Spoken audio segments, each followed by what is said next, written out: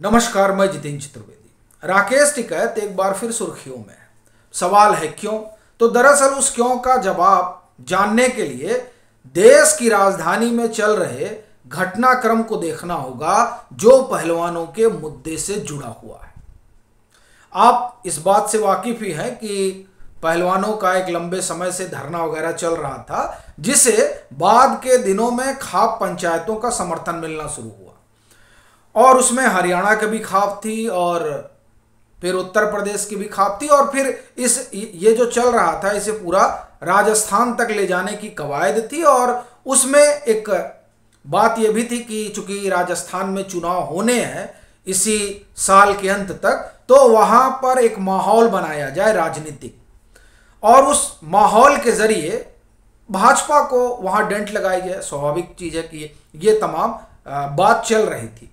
Indian express की जो खबर है उसकी माने तो जाहिर तौर पर जब इस तरीके का एक आंदोलन का आकार देने की कवायद चलेगी तो स्वाभाविक है कि वो तमाम नेता जो जमीन पर हैं, और चूंकि 2024 में लोकसभा के चुनाव भी होने हैं और फिर राजस्थान का तो चुनाव है ही है, और कर्नाटक में जिस तरह से भाजपा की हार हुई है तो उससे एक परसेप्शन बनता है। तो राजस्थान में एक अलग तरह का परसेप्शन ना बने, एक तो हार, और दूसरा चूंकि ये मामला जो पूरा है वो महिला पहलवानों से जुड़ा हुआ है तो एक परसेप्शन अलग तरीके का बनता ही है। और जो इनकी मांग है, जो इनके आरोप हैं वो बड़े संगीन हैं, और जो सांसद हैं बृजभूषण सिंह वो भाजपा से जुड़े हुए हैं, तो जाहिर तौर पर मतलब भाजपा जुड़े क्या, भाजपा के ही सांसद हैं, तो एक अलग तरह की मैसेजिंग जरूर हो जाती। और स्वाभाविक है जो विपक्ष है वो इस तरह की कवायद में लगा हुआ है। ये तमाम जो है पृष्ठभूमि एक तरीके से आप कहें कि राजनीतिक बन रही थी, और चूंकि पहलवानों की अपनी मांग थी और है तो पहलवानों के सहारे जो राजनीतिक लोग हैं वो अपनी रोटियां सेकना भी चाह रहे हैं। इसी बीच ये तमाम चीजें जो पक रही थी, इसी दरमियान 3 जून को देर रात मुलाकात होती है गृह मंत्री से पहलवानों की। वहां कई बातचीत होती है जिसमें यह भी कहा जाता है कि फेडरेशन की साफ सफाई हो, यानी जो उन्होंने तमाम बातें बताए उस लिहाज से जो है चीजें ठीक ठाक हों। और फिर बृजभूषण सिंह वाला मसला था ही। आप देखिए कि उस मुलाकात के 3 जून को बात होती है और उसके 3 ही 4 रोज बाद देर रात खेल मंत्री का ट्वीट आता है। अब वो जो ट्वीट आता है और गृह मंत्री से बात होती है, उस दरमियान एक तो ये लोग अपने काम पर वापस चले जाते हैं, फिर ये खबर आती है कि नहीं आंदोलन खत्म होने जा रहा है, फिर उधर से साक्षी मलिक इस बात का डिनायल करती कि नहीं आंदोलन खत्म नहीं हो रहा, हम लोग अपने काम पर वापस जा रहे हैं।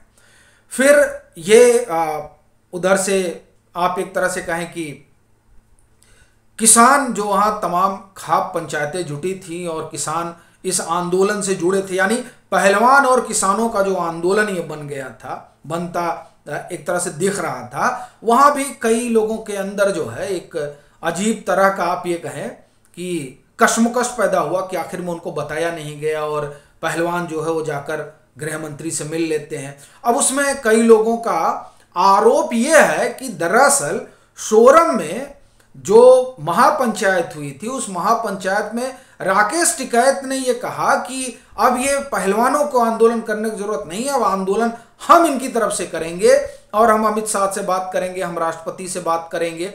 ये तमाम चीजें जो सोरम में राकेश टिकैत ने कही उसके तुरंत बाद जिस तरीके से पहलवानों को गृह मंत्री ने बुलाया, तो कहीं ये जो पूरा आंदोलन चल रहा है और जिसके आगे बढ़ने की संभावना थी उसे लेकर कहीं मध्यस्थता का काम तो राकेश टिकैत ने नहीं किया। इस तरह का आरोप जो है वो कई किसान नेता लगा रहे हैं जो इस आंदोलन से जुड़े हुए हैं।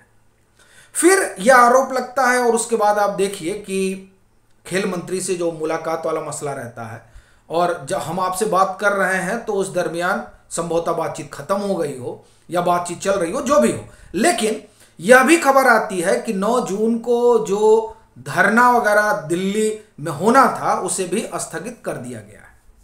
तो अब ये तमाम चीजें चल रही हैं। इसी दरमियान ये जो शोरम वाली बात आती है और उसके बाद फिर ये चर्चा चल पड़ती है कि अचानक राकेश टिकैत का अवतरण कैसे हो गया इस आंदोलन में। अब ये लोग जब हरिद्वार अपना मेडल प्रवाहित करने जा रहे थे, उसी दरमियान ये वहां प्रवाहित ना करने की बजाय पहुंच जाते हैं नरेश टिकैत, राकेश टिकैत के घर। अब ये सब जो पूरा घालमेल हुआ, दरअसल वहीं से आप एक तरह से कहें कि राकेश टिकैत इस आंदोलन में फिर वो उनकी हिस्सेदारी हो जाती है। फिर 28 मई को जब नई संसद का लोकार्पण होता है, उस समय वो गाजीपुर में डटे रहते हैं।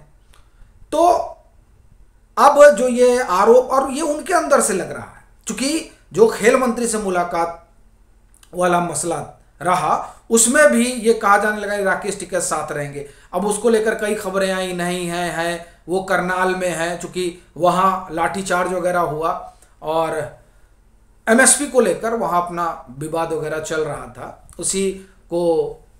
उसी मसले पर जो कहा गया कि वहाँ कुछ हुआ, उसके बाद जो है वो वहीं पर थे। लेकिन फिर ये हुआ कि नहीं, राकेश टिकैत जो है वो उस खेल मंत्री के साथ जो बातचीत हुई, जिसमें बजरंग पुनिया और साक्षी मलिक के साथ राकेश टिकैत भी मौजूद थे, लेकिन इसे लेकर कई तरह की खबरें, इसलिए उसको हम छोड़ते हैं।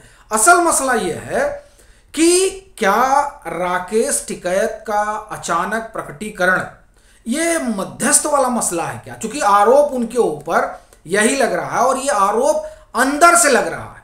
और ये आप देखिए कि ये पहली बार नहीं है। लखीमपुर खीरी में भी यही हुआ था, जब सरकार पूरी तरह से घिर गई थी।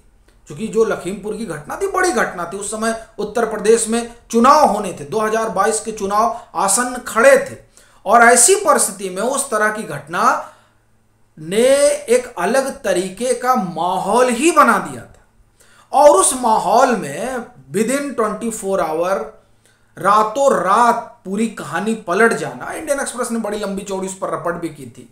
और उस समय भी कई किसान नेता नाराज हो गए थे कि जिस लखीमपुर हिंसा के मामले को लेकर सरकार को घुटनों पर लाया जा सकता था, उस हिंसा में जिस तरह से आप ये कहें कि उसमें वार्ता हुई और सुबह होते होते एडीजी लॉ एंड ऑर्डर और राकेश टिकैत, मतलब सारा मामला रफा दफा एक तरीके से हो गया। वो जो माना जा रहा था कि अब ये मामला बहुत खिंचेगा, क्योंकि उस घटना के बाद तो किसान बहुत नाराज हो गए थे वहां पे, और उन्होंने कहा था कि नहीं, अब तो हम यहां से मृत शरीर भी नहीं लेके जाएंगे, इस तरह की बातें थी। लेकिन राकेश टिकैत के आने के बाद चीजें एकदम बदल गई, अलग तरीके की हो गई। सो ये जो आप ये कहें कि एक घटनाक्रम रहा राकेश टिकैत को लेकर, तो उस लिहाज से भी, और जो उनके संगी साथी हैं उनके अपने बयान के, जो उनका अपना बयान है उस नजरिए से भी देखा जाए, तो ये सवाल उठने लगा है कि क्या ये जो अब आप ये कहें कि बर्फ पिघली है, और जिस पर आप देखें राकेश टिकैत का जो बयान रहा कि बात करने से बात बनती है, तो वो जो बात करने से बात बन रही है, तो क्या उस बातचीत का एक सिरा वो भी है? हालांकि ये कहा जाता है कि इस तरह की कोई भी चीज हो तो राकेश टिकैत जो है वो सबसे आगे ही रहते हैं। तो ऐसी स्थिति में अब जिस तरह की चीजें चल रही हैं, उसमें ये जो पूरा आंदोलन है वो किस करोड़ बैठेगा, पहली चीज तो यही है। और दूसरा, जो पहलवानों की अपनी मांग है, वो उस मांग को लेकर किस तरह की चीजें होती हैं, यह भी देखने वाली बात रहेगी। बाकी ये जो है, ये राकेश टिकैत का अपना, आप एक तरह से कह सकते हैं कि रहस्यमयी व्यक्तित्व भी है कि वो हर जगह नहीं भी होते हैं, फिर भी होते हैं।